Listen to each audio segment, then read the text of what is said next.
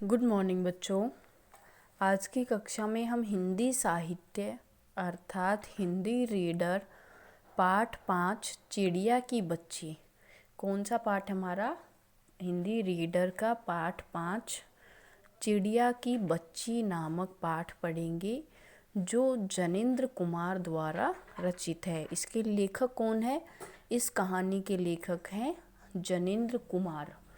अब इस कहानी में एक चिड़िया की छोटी सी जो बच्ची है, उसकी सुंदरता, उसकी मधुरता और उसकी महत्वता के बारे में बताया गया है कि एक बच्चा, चाहे वह जानवर का हो, चाहे वह मनुष्य जाति का हो, चाहे वह पशु जाति का हो, चाहे पक्षियों का हो, हर बच्चे को एक माँ से, अपनी माँ से किस प्रकार लगाव होता है और वह अपनी माँ की ममता में इस प्रकार घुला मिला रहता है कि वह मोह माया को भूलकर, त्याग कर भी अपनी माँ की ममता के आंचल में ही जाकर अपने आप को सुरक्षित महसूस करता है। तो इस कहानी में भी यही दर्शाया गया है कि किस प्रकार उसकी माँ की महत्वता, अपनी माँ की महत्वता के बारे में, और दूसरे लोग लोभ लालसा देकर, हमें लालच देकर किस प्रकार फंसाने की चक्कर में रहते हैं, परंतु हम सबसे सुरक्षित, हमें अपना स्थान बच्चों को कहाँ पर मिलता है? अपनी माँ के आंचल में ही। तो इस प्रकार इस चिड़िया की बच्ची ने भी यही दर्शाया है कि वह अपनी माँ के आंचल में ही जाकर अपने आप को सुरक्षित पाती है।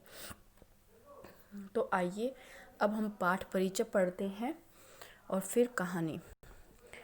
प्रस्तुत कहानी के चिड़िया की बच्ची की कहानीकार जनेंद्र कुमार है। अर्थात प्रस्तुत ये जो कहानी है, इस कहानी के चिड़िया की बच्ची नामक कहानी के लेखक कौन है? जनेंद्र कुमार हैं।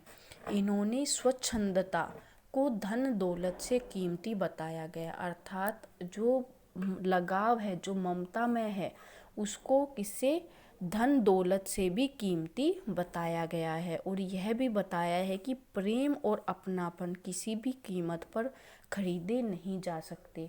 और इस कहानी में कवि ने यह भी दर्शाया गया है इस पाठ के माध्यम से कि प्रेम और अपनापन, जो अपनापन होता है, जो अपनी माँ से, माता से, पिता से, अपने परिवार वालों से जो अपनत्व होता है और जो प्रेम होता है, वह किसी भी कीमत पर खरीदा नहीं जा सकता है।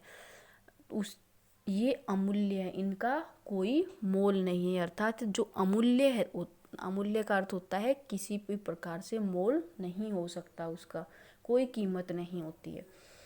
तो अब शुरू करते हैं हम कहानी को पढ़ना। माधव दास ने अपनी संगमरमर की नई कोठी बनवाई है। इस कहानी का नायक है जो है सेठ माधव दास। क्या नाम है उसका? माधव दास ने अपनी संगमरमर की कोठी बनवाई, अर्थात बहुत सुंदर मकान बनवाया है, कोठी, बड़ा बंगला बनवाया है।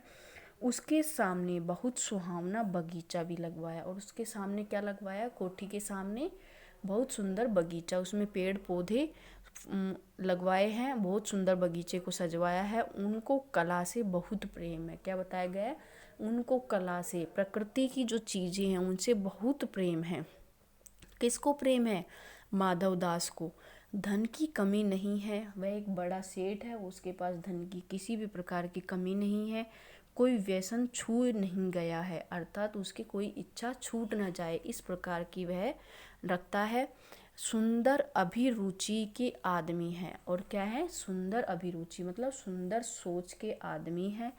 फूल पौधे, रकाबियों से होजों में लगे फव्वारों में उछलता हुआ पानी उन्हें बहुत अच्छा लगता है। फूल पौधे हैं और रकाबियों से होजों में, अर्थात जो ये पाइप से लगे अपने जो शावर, अपन जो अंग्रेजी भाषा में शावर बोलते हैं, जो फव्वारे होते हैं, जो पानी बाहर फेंकते रहते हैं पेड़ पौधों के पास और दूर दूर तक, उससे हमारे बाहर का बगीचा है बहुत ही सुहावना लगता है। उछलता हुआ पानी उनमें बहुत अच्छा लगता है। समय भी उनके पास काफ़ी है। किसके पास समय काफ़ी है? माधव दास के पास समय बहुत काफ़ी है।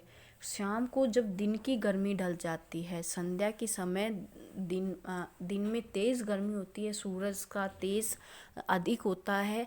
तो जब संध्या के समय गर्मी कम होती हुई चली जाती है, तो उसमें बताया गया है कि संध्या के समय जब दिन की गर्मी ढल जाती है और आसमान कई रंग का हो जाता है, संध्या के समय जब दिन छिपता है, उदय होता है, अस्त होता है, अपना दिन जब सूर्य अस्त होता है, तो उस समय के आसमान का मौसम बताया गया है कि उसकी प्रकृति की छटा निहारते हैं। कई रंग का हो जाता है, आसमान कई रंग का हो जाता है। तब कोठी के बाहर चबूतरे पर तख्त डलवाकर, तख्त क्या होता है, एक लकड़ी के फंटों से बना हुआ चारपाई की तरफ होता है, लेकिन वह टाइट होता है, तख्त बोलते हैं उसको। तख्त डलवाकर मसनद के सहारे वे गलीचे पर बैठते हैं, आलीशान गलीचा बिछवाते हैं उस तख्त पर, और अपने तकिए, मोटे तकिए लगाकर, उनको जो मोटे तकिए होते हैं उनको क्या बोलते हैं, मसनद के सहारे, उनके सहारा लेकर और गलीचे पर बैठकर उस प्रकृति के मौसम का आनंद उठाते हैं और प्रकृति की छटा निहारते हैं, अर्थात मौसम का आनंद उठाते हैं। इनमें मानो उनके मन को तृप्ति मिलती है, अर्थात उनके मन को सुकून मिलता है, खुशी मिलती है। मित्र हुए तो उनसे विनोद चर्चा करते हैं, नहीं तो पास रखे हुए फर्सी हुक्के की सटक को मुंह में दिए हुए ख्याल ही ख्याल में संध्या को स्वप्न की भांति गुजार देते हैं। क्या बताया गया है, अगर मित्र होते हैं, संध्या के समय कई बार होता है कि बैठक में बड़े बुजुर्ग आ जाते हैं, दोस्त अपने बैठते हैं, आपस में गपशप करते हैं, तो उस प्रकार से बताया, अगर मित्र होते हैं तो सही है, तो उनसे विनोद चर्चा करते हैं, मतलब अच्छी बातें करते हैं, वार्तालाप होता है।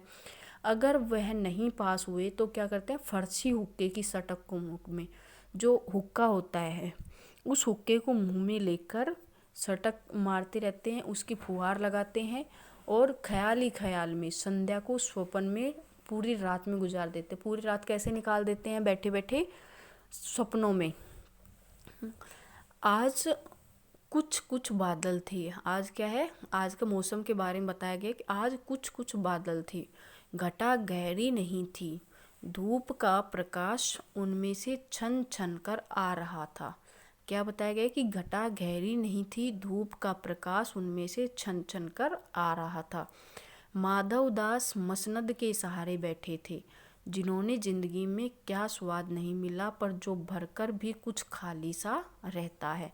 अब क्या बताया गया, माधवदास की स्थिति के बारे में बताया गया है कि माधवदास के पास जिंदगी में ऐसा कुछ कोई स्वाद नहीं है, कोई उनकी इच्छा नहीं है जो उनको जीवन में नहीं मिला हो, पर जो भरकर भी कुछ खाली सा रहता है। पर कई बार होता है कि हमारे साथ पास सब कुछ रहते हुए भी मन की शांति नहीं होती है, हमारे मन में कुछ ना कुछ, हमारे मन में अकेलापन महसूस करते हैं। उसके लिए बताया गया है कि वह भरकर भी सब कुछ, हमारे जो बाहर की जो वस्तुएं, सांसारिक जो माया मोह है, उनसे तो वह भरा हुआ है, लेकिन अंदर से उसे कुछ खाली सा रहता है। उस दिन संध्या समय उनके देखते देखते सामने की गुलाब डाली पर एक चिड़िया आन बैठी। उस दिन क्या हुआ, संध्या के समय देखते ही देखते जब वह बैठे थे तख्त पर, तो एक गुलाब की डाली पर एक चिड़िया आकर बैठ गई। चिड़िया बहुत सुंदर थी, उसकी गर्दन लाल थी। चिड़िया आकर बैठ गई। अब चिड़िया का वर्णन किया गया है कि उसकी सुंदरता का, सौंदर्य को दर्शाया गया है कि चिड़िया की गर्दन लाल थी, गुलाबी होते होते किनारों पर जरा जरा नीली पड़ गई थी, पंख ऊपर से चमकदार स्याह थे, उसका नन्हा सा सिर तो बहुत ही प्यारा लगता था। अर्थात चिड़िया की सौंदर्यपूर्ण का वर्णन किया गया है कि उसके पंख कैसे थे, उसकी गर्दन किस रंग की थी, और शरीर पर चित्र विचित्र चित्रकारी थी, अर्थात रंग बिरंगे कुछ चित्र बने हुए थे।